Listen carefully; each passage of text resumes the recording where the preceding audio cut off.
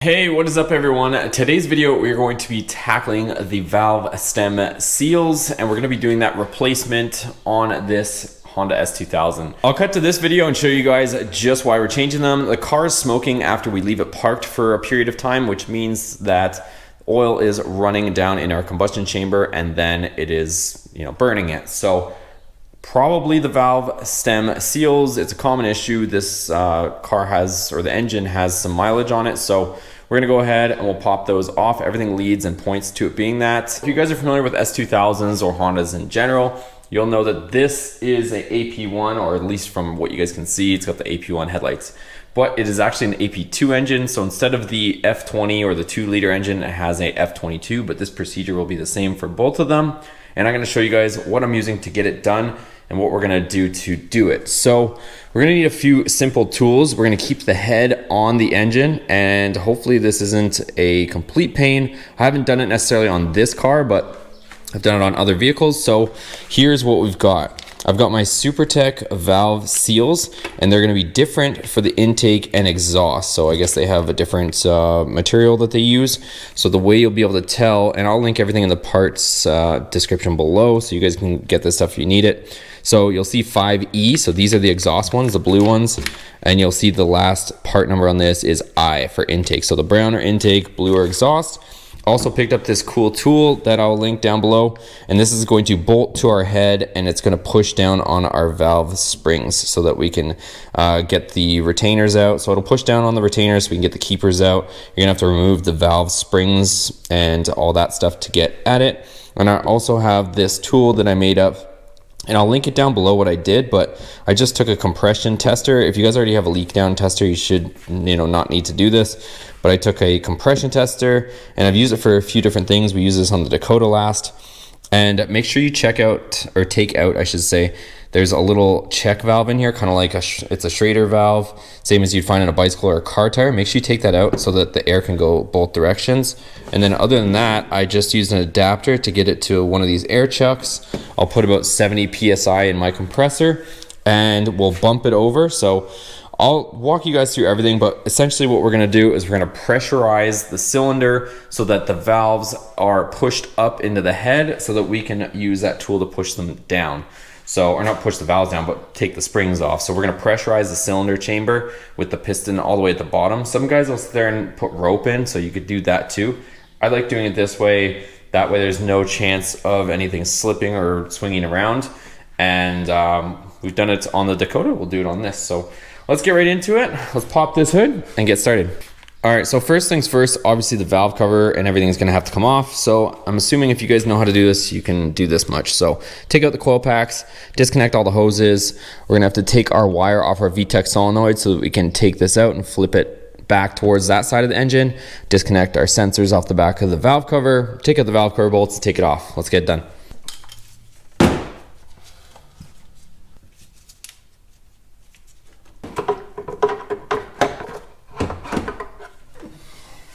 Okay, so we have the valve cover off and all that stuff, and next what you're going to want to do is get yourself familiar with the way these timing marks look.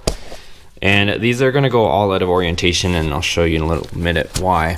But if you look, you're going to see your timing marks on your cam gear. So you're going to see this one here, right there, line it up with the bottom there. You're also going to see this one here, and then you're going to see a line there and a line there. So these two red marks have to align with those dots, and also there. So you can see everything's lined up right now, and we're gonna go ahead and we're gonna take the cams out and all of their holders. So some guys will loosen their valve lash and their set screws, but I just recently did a valve adjustment on this, so we're good there. So I'm not gonna redo it. But as far as the valve lash, if you haven't done it in a little while, it'd probably not be a bad time for a valve adjustment. But since I've already done that, I'm gonna go ahead and just leave it alone. So we'll remove all these, and I'm gonna go in a crisscross pattern so that any of the pressure is distributed evenly. So we'll get these off. So like I said, just go in a crisscross pattern. Don't just sit there and lift it off from one end. So loosen all these, and then we can go to the next step.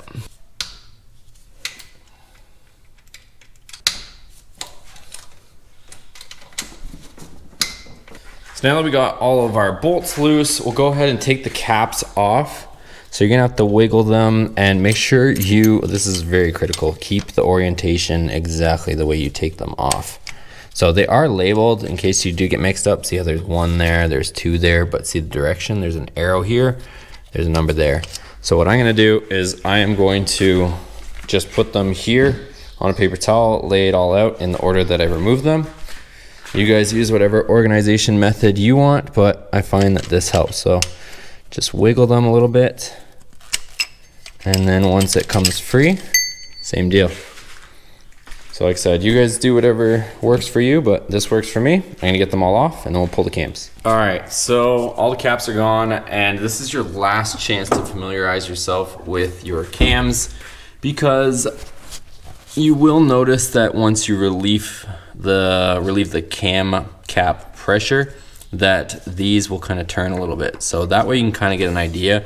So you might find that your marks are not perfect, but pretty close. So just get yourself familiar with that before you remove it.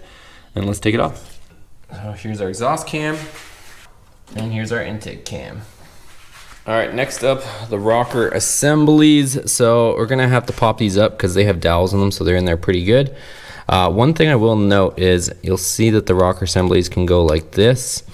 Some guys will put elastic bands around them just to hold it all together, but that's more on the assembly process. But just make sure there is little pins in this center one here for the VTEC, so make sure you don't drop any pins, they don't slide out. But we'll lift them up and then we'll get these rocker assemblies out. All right, so let's take this out of here. Okay, so with our rocker assembly removed, now is a good time to double check that you're not going to be into more of a headache than you wanted. So double check all of your retainers that they're not cracked, because it is a common issue on S2000s. This is an AP2, so it had the upgraded retainers from the factory. So I looked and it looks like we're good. So at least we don't have that headache. Now let's bolt up our tool. We're going to remove our spark plugs, and now we're going to get into the fun stuff. So I took out all the spark plugs. One thing to note is I'm gonna have to take off the top of the VTEC solenoid with these 3 bolts because I can't quite get the bolts to line up. It hits back there. So I'll take out these 3 10 mils so that we can get our tool in properly, and then we'll get our jig in place. We are just about ready. I moved this out of the way, I just swung it, and then I got my tool, tighten down the bolts into the head, and then I've got this ready to go. So just one last thing, I shoved some rags in here so that just in case the keepers come out, it has this nice little cage, and I'm gonna have a magnet there ready to go, but just be aware of that. And see the wrench that you had down there? Make sure you take this off or you might be having a bad day, because as soon as you pressurize the cylinder, it is going to send the piston to the bottom of the cylinder. And if you have a wrench on there, it is going to spin it. So just be aware of that. So one last thing to note is the pointer down here. You can see it lines up with the white mark perfectly. So anyways, we are going to bump it with air. I'm not just going to connect it completely. I'm kind of just going to connect the air hose just in kind of spurts, just to kind of bump the engine over to send the piston to the bottom. So you'll see what I mean. Let's do it, and then we can compress this. So this is a 17, so I'm going to do this by hand. I'll turn this down, I'll have a magnet here ready to go to grab those keepers, and then we can hopefully remove everything there.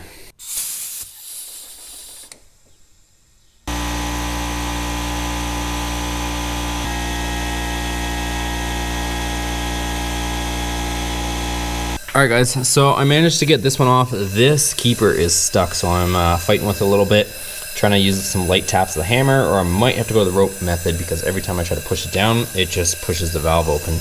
Managed to get this one off, obviously, but I just used some needle nose vice grips, which I'll show you right here.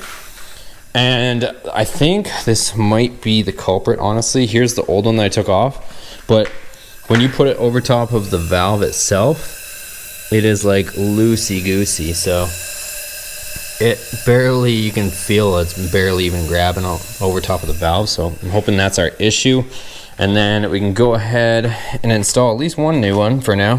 So this is the intake, the brown ones, even though this does appear to be a darker color. We're going with the blue one from Supertech, and then I'm going to probably get like a 10 mil socket and push it down, just tap it down until it fully seats. So let's get one of these new out of the package, and that way we can install that valve retainer back in and try to work on that other one. All right guys, so I finally got that keeper out, and I'll show you what I did. I tried tapping with a socket, it didn't work. I just tapped it directly with a hammer, and that seemed to free it up. So here is our old seal. You can see our valves don't have much, if any, play in it. And then I'll show you how I pulled off the valve seal with the needle nose vice grips. So you kind of just grab it like this and just rock it off.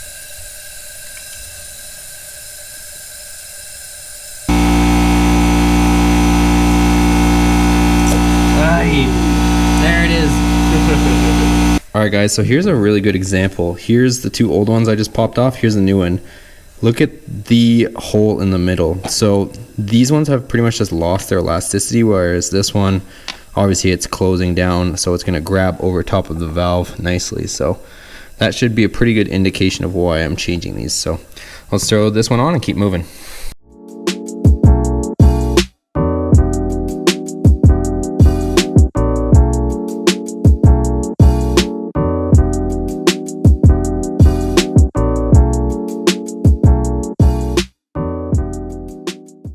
These ones are done. If you notice the difference in sound, that retainer's stuck, not stuck. So just go around. See? So you notice the sound? Now it's unstuck. Yeah. So now we can go ahead, put our tool on, and get those off. Okay, one other thing to note is the tool doesn't, since it's for more K series, it does fit. You either have to have the intake manifold off, or these recesses are more for K series manifold. So we're gonna have to just carve those out a little bit with the grinder so that it fits better, but no big deal. Let's hack up the back a little bit so it fits, and then we'll move on. All right, we had to clearance the tool a bunch. Not pretty, but it works. So now we can get it in here. Let's go for it.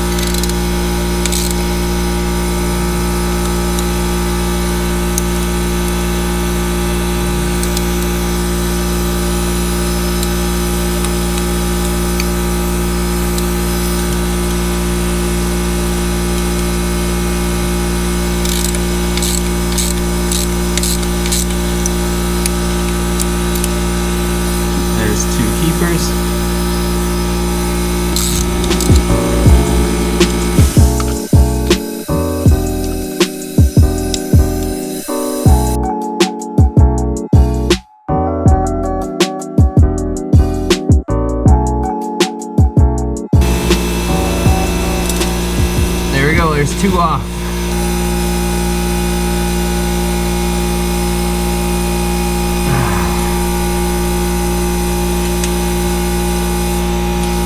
I think I've gotten it down to a bit more faster now. I think the rest will go quicker. Look at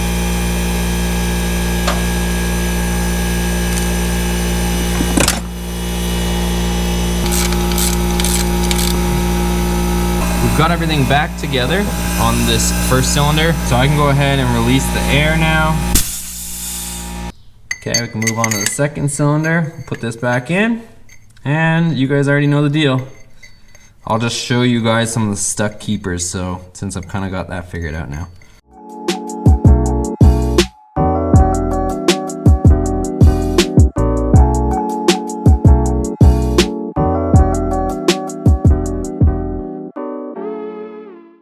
Okay guys, so that took a little longer than expected. A couple little tips and tricks. If your keepers are stuck, you can try to use a socket. I didn't have any luck with that. I had better luck with just tapping around here with nothing crazy, just like a little construction hammer, your regular hammer, tapping it, and you'll hear it go from a ping noise to a like, I think I illustrated it in one of the things, but you'll hear like a ding, ding, ding, and then all of a sudden you'll hear like a clacking noise. And that's when you know you've broken it free. I did every single one, honestly, you guys, because there were a lot of them. Pretty much every single one was stuck. Other than that, tips and tricks, I use that magnetic little screwdriver, those tiny ones, and I would put the keeper in there, and then I would kind of move it around with the non-magnetic side. Nice thing with that tool is it has a cage, so as long as you get it in there, you're not gonna like you're not going to lose it outside of that little bird cage that it comes with. So I would do that, and that's pretty much it. I mean, it just, once you get the hang of it, it kind of goes fast. Also, when you're taking off the valve seals, don't grab them too much. So if you use like the vice grips like I did, if you try and squeeze it, it'll actually make it hard to come off. You have to like lightly grab it and spin it and pull it at the same time. If you're using vice grips, or if you have a fancy tool for it, it'll probably be easier for you.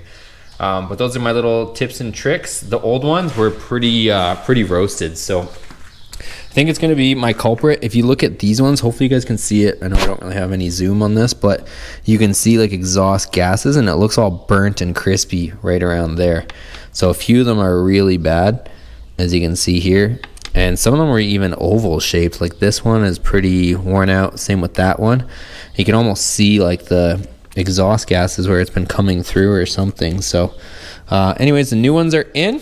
Let's go ahead and put our valve train back in. So now we'll put in our cam. So just make sure you have intake exhaust, EX for exhaust. And we're gonna line up our mark here. So our red mark there should be somewhere right around there. All right, so once you're happy with all your timing marks lined up with the cover, I know this camera probably gives a fisheye effect, but just make sure all your timing marks are lined up. You can kind of push them down a little bit to get an idea of where they're supposed to go. And then we'll go ahead and we'll put our cam caps in, and we'll follow the torque and sequence.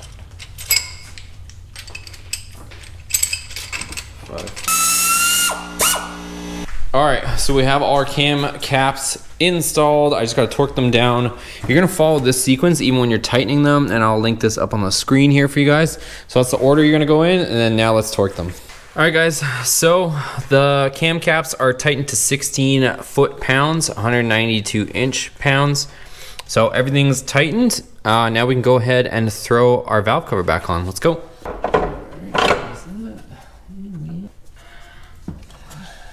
All right guys, everything's back together and tight. So we're gonna start this thing up, and I already know it's gonna smoke like crazy for the first little bit because of whatever's still in the cylinders. So I'm gonna let it run for probably 15 minutes, let it burn off whatever's there, and then the true test will be starting it back up after it's been sitting a while, because that's when it was smoking. So let's see, and then before I wrap up this video, I'll start it, let it run, and then we'll let it sit for a while, and we'll double check it.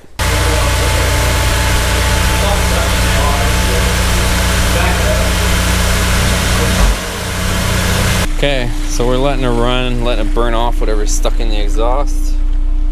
And still a little of the smoke, you guys can probably see, but leave it run and hopefully that's the end of it. Okay guys, moment of truth. So I drove it for about an hour, definitely got it up to temperature, and now it's been sitting for many hours. And I'm gonna go ahead and start it and see if we get any smoke. So hopefully it's over. Let's see.